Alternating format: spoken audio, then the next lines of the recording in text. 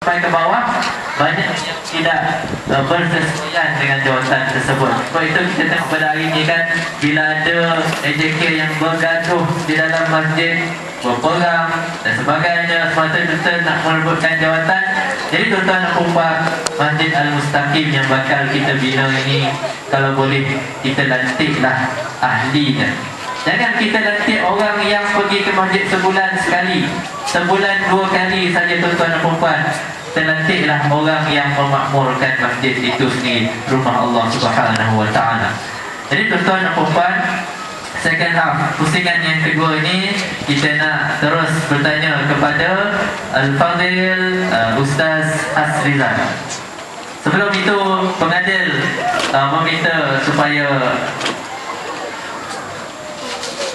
minta maaf tuan-tuan dan puan, kalau di Stadium Nasional Bukit Jalil ada masa rehat, kita juga berehat seketika. InsyaAllah kita akan kembali selepas waktu rehat. Sekian. Assalamualaikum warahmatullahi wabarakatuh. Muslimin muslimat, memandangkan hari ini mood kita mood bola memang ada half time sungguh-sungguh. So sementara half time kita tolong bahagian teknikal, kita tolong perbaiki lagi kita punya defender, wing kiri, wing kanan apa nak bergerak sementara ini supaya perjalanan second half lebih lancar dan berkesan. Dan dalam masa yang sama sebenarnya saya nak kongsikan alhamdulillah, dalam kita bercakap tentang nak kutip dana ni, ada lagi update-update yang baik. Untuk itu saya jemput terus Timbalan Pengurusi Dana Datuk Zakaria untuk sampai ke depan. Dan kita alhamdulillah ada sahabat-sahabat yang sudi menyumbang untuk sama-sama memakmurkan masjid kita sekadar selingan sementara mikrofon ini diperbaiki oleh sahabat-sahabat teknikal kita, insyaAllah. Untuk itu jemput Datuk Zakaria bersama dengan Tuan Haji Ahmad, Pengerusi Persatuan Penduduk Bandar Seri Putra, untuk sama-sama menerima objek daripada penyumbang-penyumbang kita pada hari ini. Yang pertama, kita persilakan Red Rebung Cafe, pemilik kepada Red Rebung Cafe yang alhamdulillah sedia menyumbang untuk pembinaan masjid sejumlah RM10,000. Takbir.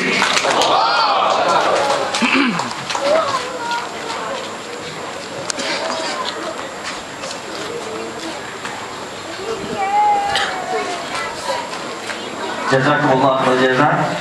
Yang kedua, Mahabbah Workshop. Dipersilakan owner kepada Mahabbah Workshop yang alhamdulillah juga menyumbangkan sebanyak RM10,000. Takbir.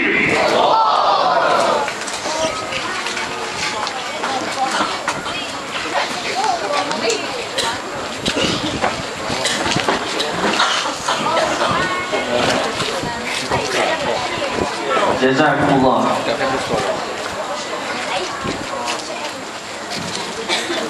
Kemudian yang ketiga, yang dekat dengan kita juga, Pusat Tahfiz Asy-Syakir, juga sebanyak RM10,000. Takbir.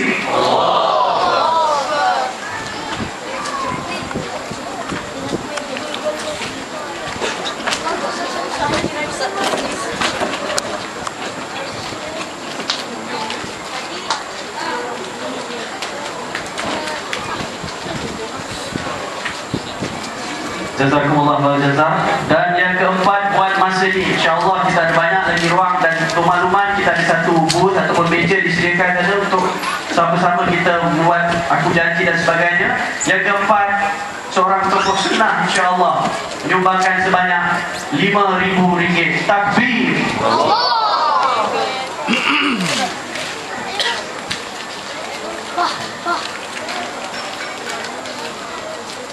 Jazakumullah khairan jazak. Terima kasih kepada semua penyumbang buat masa ini. Alhamdulillah, kira-kira RM35,000 terkumpul dalam masa beberapa minit ini saja. Alhamdulillah. Terima kasih kepada Tuan Haji Ahmad, Pengerusi Persatuan Penduduk Bandar Seri Putra, dan Datuk Zakaria di atas penerimaan objek tersebut.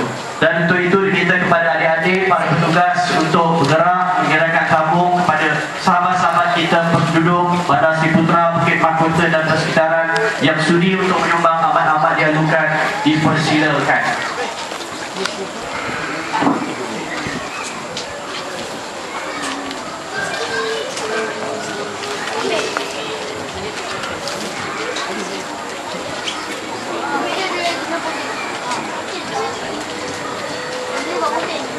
Bismillahirrahmanirrahim. Alhamdulillah, kita telah selesai menerima cek daripada mereka untuk menghulurkan bantuan untuk bina Masjid Mustaqim. Jadi tuan-tuan, puan, sebelum kita masuk pertandingan yang kedua ini, marilah sama-sama kita bermunajat. Boleh ya? Kita bermunajat bagi memberkati lagi majlis kita pada malam ini. Hasbi Rabbi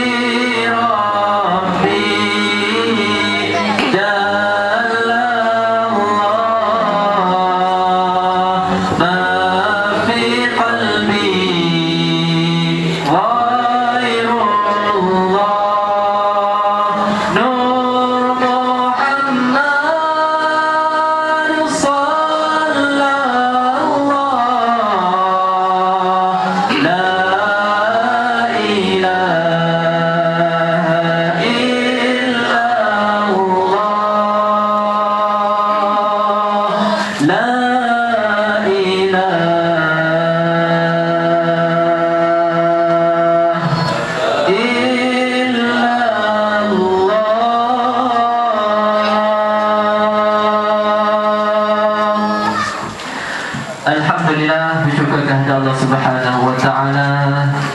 Kita bertemu kembali untuk pusingan yang seterusnya. Jadi kita lihat ramai pada malam ini hadir untuk kita bicarakan mengenai masjid. Kan di belakang-belakang sana, di dalam surau,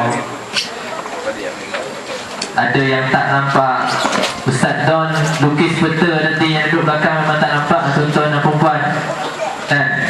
Macam mana Nabi SAW pernah bersabda yang maksudnya, beruntunglah bagi orang yang melihat aku, liman yarani wa yu'minu bi, kemudian beriman dengan aku. Kemudian Nabi bersabda lagi yang maksudnya, beruntunglah, beruntunglah, beruntunglah, 3 kali beruntung. Liman lam yarani wa yu'minu bi, bagi orang yang tidak pernah bertemu dengan aku, tidak pernah melihat aku, tetapi dia boleh beriman dengan apa yang aku sampaikan. Kita lah tuan-tuan dan puan, kita 3 kali lebih beruntung kalau nak bandingkan dengan para sahabat. Sebab walaupun kita tidak melihat baginda Nabi, tetapi kita boleh beriman dengan apa yang Nabi sampaikan, iaitu agama Islam dan Al-Quran, mukjizat yang teragung yang diturunkan kepada baginda Nabi sallallahu alaihi wasallam. Tuan-tuan dan puan yang dirahmati Allah Subhanahu wa taala, kita pergi kepada Al-Fadhil Ustaz Asrizal. Ustaz Asrizal merupakan seorang pengembara ilmu. Kan? Banyak pengalaman beliau sepanjang menuntut ilmu, berbelas tahun merangkumi dan juga dunia barat. Dan kita tahu bahawa Ustaz Azizal pernah menjadi imam di Masjid Belfast, UK suatu ketika dahulu, Island Utara Ustaz. Dia berdasarkan pengalaman yang banyak ada pada Ustaz ni, kita nak tahu. Kita mohon kepada Ustaz supaya kongsi tips dan pengalaman bagaimana nak mengimarahkan masyarakat, mengimarahkan masjid ini sampai peringkat negara, peringkat taman, peringkat negeri, peringkat negara, peringkat dunia kalau boleh. Boleh dipersilakan Al-Fadhil Ustaz. Mas Tauhid di UK, dan saya mula bertugas di Masjid Belfast Islamic Center Northern Ireland ini sebagai perkongsian supaya kita boleh nampak di manakah sudut mungkin kita boleh memaksimumkan fungsi Masjid Al-Mustaqim dan juga surau-surau yang sedia ada ni untuk dimanfaatkan bersama. Jadi saya memulakan kerja di masjid itu pada 1 November, dan pada hari pertama saya bertugas, saya telah diberikan sehelai kertas putih oleh Presiden Masjid, Presiden Masjid dan setiausaha masjid. Gajinya dibayar oleh kerajaan UK sendiri. Itu satu, kerajaan UK ni dia menganggap orang Islam, orang Kristian, orang Buddha, orang Hindu yang berada di United Kingdom, mereka adalah pembayar-pembayar cukai. Maka mereka mempunyai hak untuk mengembangkan keperluan komuniti masing-masing. Jadi memang ada allocation yang diberikan untuk pembangunan masjid. Tapi untuk tugasan imam diserahkan kepada masjid untuk mencari fund. Jadi ketika saya memulakan kerja, gaji saya telah dibayar oleh satu foundation daripada Dubai, iaitu Al-Maktoum Foundation yang berpejabat di Dubai, Emirat Arab Satu. So gajinya dibayar daripada Dubai, pre-tax pada masa tersebut, mula bekerja. Jadi saya diberikan kertas putih oleh Presiden Masjid. Kata Presiden Masjid, Imam, this is your job description. Ni job description, kertas putih. Everything related to Islam will be your responsibility. Sedap dia punya ayat dia. Apa sahaja yang berkenaan dengan Islam, ini tanggungjawab imam. Jadi saya bila mula bertugas ni, saya mengagak bahawa kerja saya mungkin dari segi mengimamkan solat, lebih kurang macam itulah Tapi rupa-rupanya dah namanya Islam sebagai satu cara hidup. Jadi kita boleh bayangkanlah cabang-cabang dia. Jadi mulalah mengimamkan solat 5 waktu. Saya seorang jadi imam pada masa itu. 5 waktu, seorang-seorang selama beberapa tahun. Jadi payah nak gerak. Nak pergi kedai beli sayur, tengok ni dah dekat dah ikut Ustaz Don Maknanya tengok je dah nak masuk asar ni, kena cepat-cepat lari pergi masjid, imamkan solat. Lepas tu keluar pergi beli barang sikit, dekat dah maghrib dah, lari dah. Sebab saya seorang sahaja imam di masjid yang ketika itu jumlah orang Islam di kawasan sekitar Belfast, Island Utara ni, dalam rekod kita lebih kurang dalam 2,500 yang kita dapat rekodkan. Belfast ni tempat perang, kata Kebal, kata Protestan versus Katolik berperang beratus tahun ni, itulah tempat dia. Saya pun tak tahu macam mana boleh tercampak di situ aturan Allah SWT. Jadi rupanya bukan setakat jadi imam, imamkan solat Jumaat, kena bagi khutbah Jumaat. Dah tentulah khutbahnya mesti dalam 2 bahasa, bahasa Arab dan dalam bahasa Inggeris. Jadi bila nak mula bekerja ni, masalah pertama saya bahasa Inggeris lah. Tak erti cakap orang putih, boleh lah tapi tak pandai. Boleh kata nak mengajar tajwid dalam bahasa Inggeris macam mana? When the dead nun meets off. Apabila nun yang telah meninggal dunia bertemu dengan qaf, kejut lah. What's the cause of death? Apa punca kematian nun? Saya pun tak tahu nak cerita maknanya jadi part. Tuan-tuan tak pernah tengok di Malaysia ni orang khutbah Jumaat bergelak ketawa Orang khutbah Jumaat ni serius di Malaysia sampai telentok lah Tapi di tempat saya, bila saya khutbah Jumaat, orang ketawa sebab teruk sangat bahasa Inggeris dia. Tapi saya tidak ada peluang untuk malu-malu ke, segan-segan ke, nak macam nak tak nak, kena buat juga. Jadi laksanakan saja. Jadi imam, bukan setakat jadi imam, diberikan tauliah untuk menikah kahwinkan orang. Saya baru bulan 2 nikah masa tu. Jadi dah kena nikah kahwinkan orang. Bukan setakat nikah kahwinkan orang, orang dah kahwin 20 tahun bergaduh nak cerai pun mari jumpa dengan kita juga. Jadi agak takutlah. Tak cukup dengan kerja itu, saya telah dilantik juga menjadi pengetua kepada sekolah, ya, Belfast Islamic School Northern Ireland, dengan pelajar tak ramai, lebih kurang dalam 100 orang. Bukan sahaja menjadi pengetua, malah juga menjadi cikgu, krani dan cleaner sekolah. Memang seronok. Gaji serupa tu lah, tak ada tambah allowance pula kerja ni tadi. Tidak cukup dengan itu, rupa-rupanya bila kita terima jawatan kerja sebagai imam, automatik kita dapat beberapa jawatan lain, iaitu sebagai Muslim chaplain, maknanya pegawai agama di Queen's University Belfast University, kemudian di beberapa buah hospital dan penjara yang berada di sekitar Northern Ireland. Jadi kerja saya seorang ni mengimamkan solat 5 waktu di sebuah masjid, menikah kahwinkan orang, khutbah Jumaat, pengetua sekolah, cikgu sekolah, krani sekolah, dan kena pergi hospital dan kena pergi ke penjara dan pergi ke universiti untuk menguruskan hal ehwal orang Islam yang berada di situ. Jadi agak bercabang-cabang lah kerjanya. Cara mudah nak cerita Ustaz, tanpa malu dan segan lah, saya rasa tak sabar nak habis kerja tu. Memang rasa sangat tertekan, sebab kita pun rasanya muda lagi lah masa tu, baru umur 26 tahun ya, pada masa tersebut. Pengalaman tak ada, baru saja habis belajar di Jordan, tapi tak sempat nak takut-takut terus kena buat. Cuma yang saya nak rumuskan berkenaan dengan fungsi-fungsi masjid ni, saya dapati bahawa pada masa itu bila saya mula kerja jadi imam di Belfast Northern Ireland, cabaran besarnya ialah kerana saya mula bertugas kira-kira sebulan selepas berlakunya kejadian September 11 ya, di New York. World Trade Center runtuh pada 11 September 2001. Saya bertugas 1 November 2001. Jadi dalam 2-3 khutbah Jumaat yang pertama saya mula bertugas, khutbah Jumaat kami perlu dikawal oleh ya, maknanya orang nak menyerang dan paling batu pecah ya, masjid. Tapi kita beritahu kepada jemaah di masjid, sabar, jangan mengamuk, jangan memusuh, jangan membalas kejahatan dengan kejahatan. Yakinlah ya bahawa apa yang berlaku ni sementara. Dan saya kira pada masa itu kredit banyak kita kena bagi pada orang perempuan. Sebab muslimat kita pakai tudung. Orang lelaki kalau pakai cap sikit ke bergaya sikit, kena pelak muka kan Ustaz Tuan ni ya. Orang tak tahu dah ni orang tempatan ke orang luar ni kan ya, lebih kurang saja. Tapi kalau orang perempuan kita, dia pakai tudung, dari jauh lagi orang tahu dah ini orang Islam.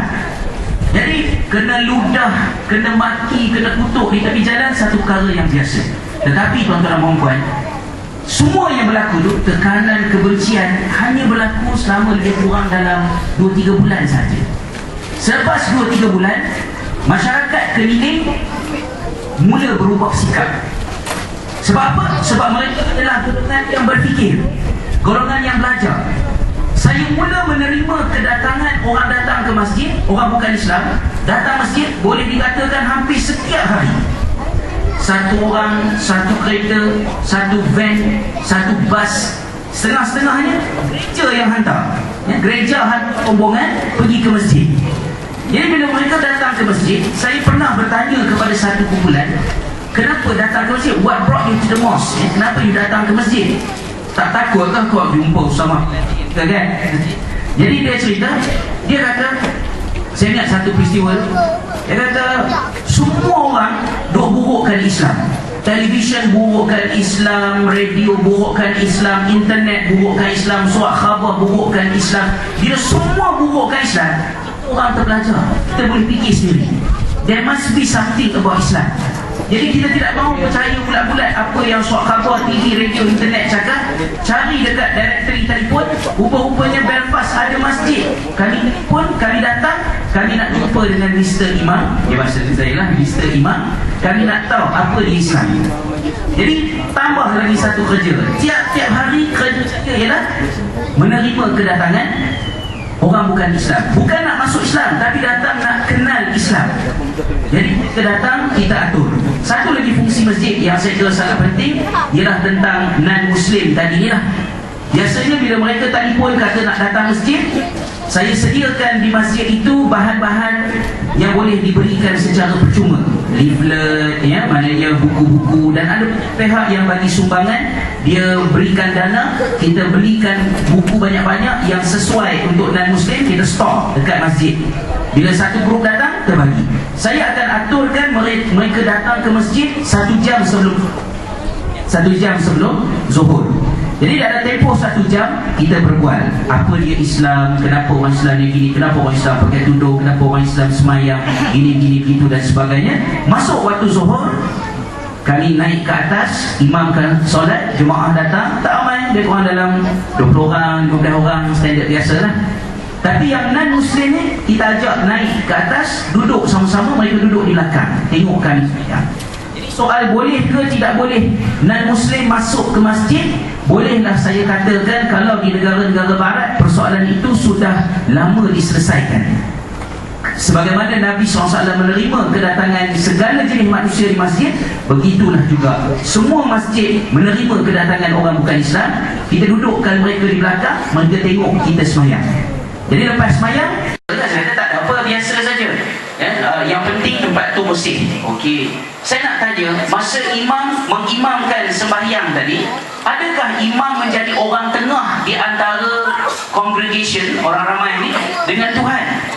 Saya kata tak, saya bukan orang tengah, saya cuma memimpin pergerakan, tapi semua orang doa secara langsung kepada Tuhan. Jadi dia kata, oh begitu, bukan orang tengah, maknanya imam ni, so you are a Protestant Muslim. Protestant Muslim pening bak boleh saya, bolehlah lebih kurang lah Protestant, pembangkang dia orang lain pula istilah dia kan, Protestant Muslim. Jadi kesan daripada non-Muslim banyak datang masjid, saya boleh katakan dalam tempoh beberapa tahun tu perubahan berlaku. Bila orang bukan Islam datang masjid, kita sambut, kita raih.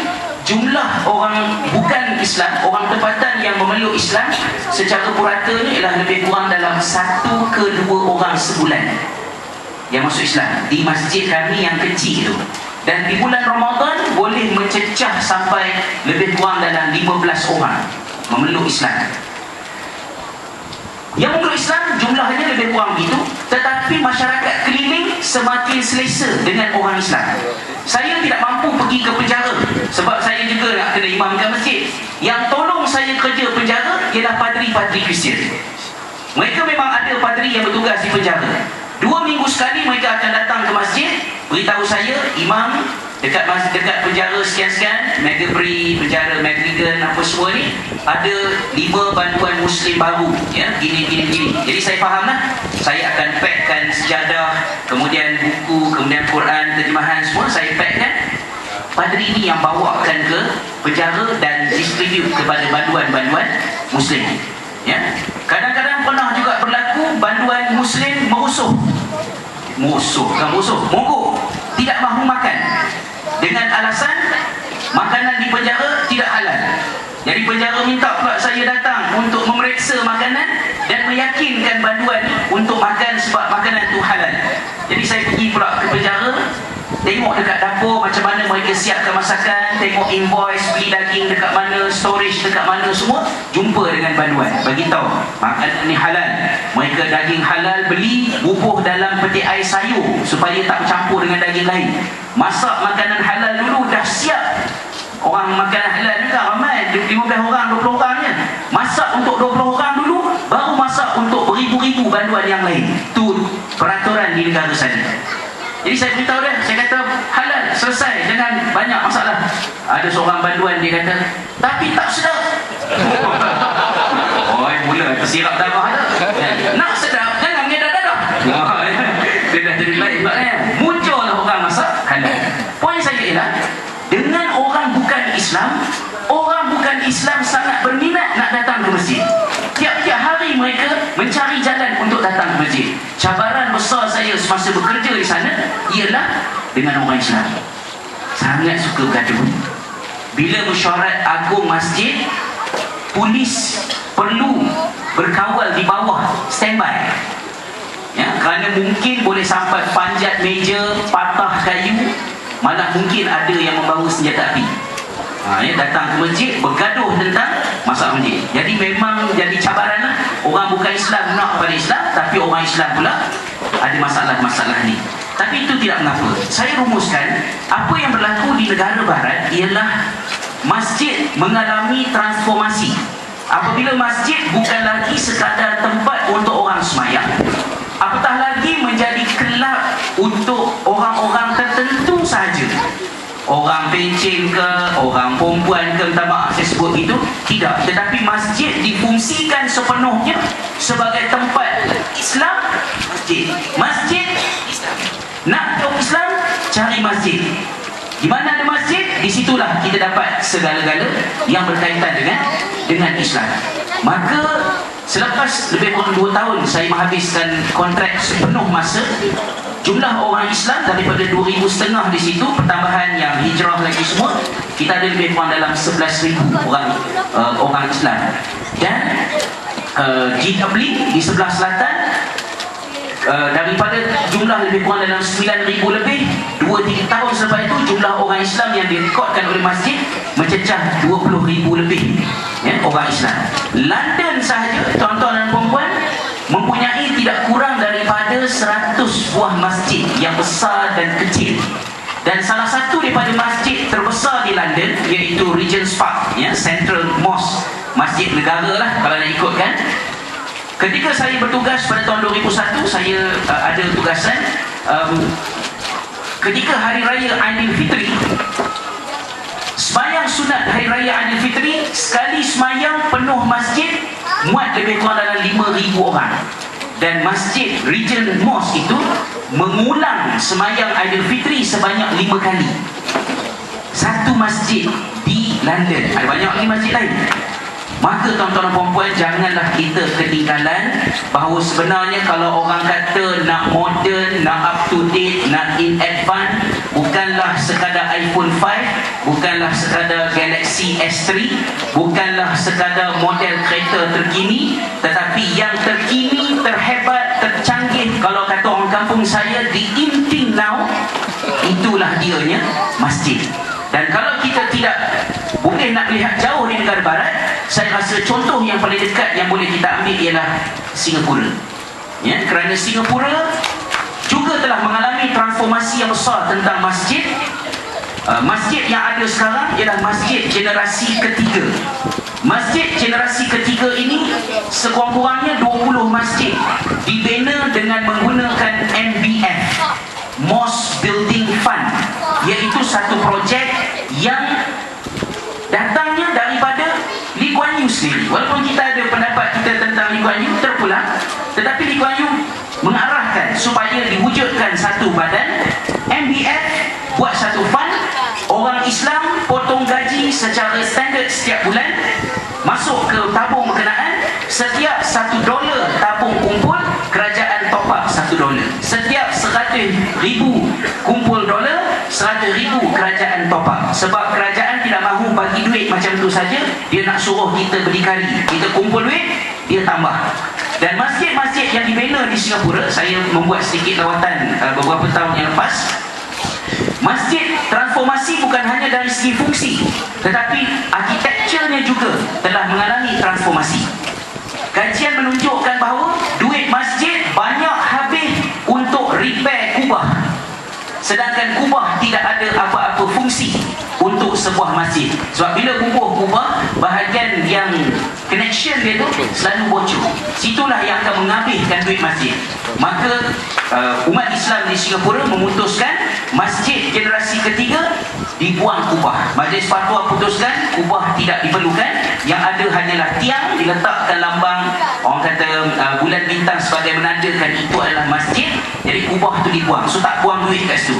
Kemudian bangunan dipenuhkan, ruang solat, kemudian tangga untuk OKU. Kita baca sirah Nabi SAW, ada sahabat yang buta, Rasulullah suruh buatkan tali untuk pergi ke masjid. Itu zaman Nabi. So zaman sekarang dibuatkan tangga yang membolehkan orang kursi roda naik. Kemudian tandas lelaki, tandas perempuan, tandas kanak-kanak. Kecil, comel dia. tandanya dekat masjid-masjid Singapura.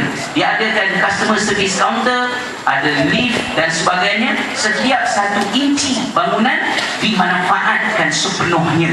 Jadi saya kira mungkin kita boleh banyak juga belajar daripada Singapura. Walaupun bila saya sembang dengan pakcik-pakcik di Singapura, mereka pun sebut juga, dia kata seronok kalau masjid kat Malaysia. Dia kata masjid kat Malaysia ni senang.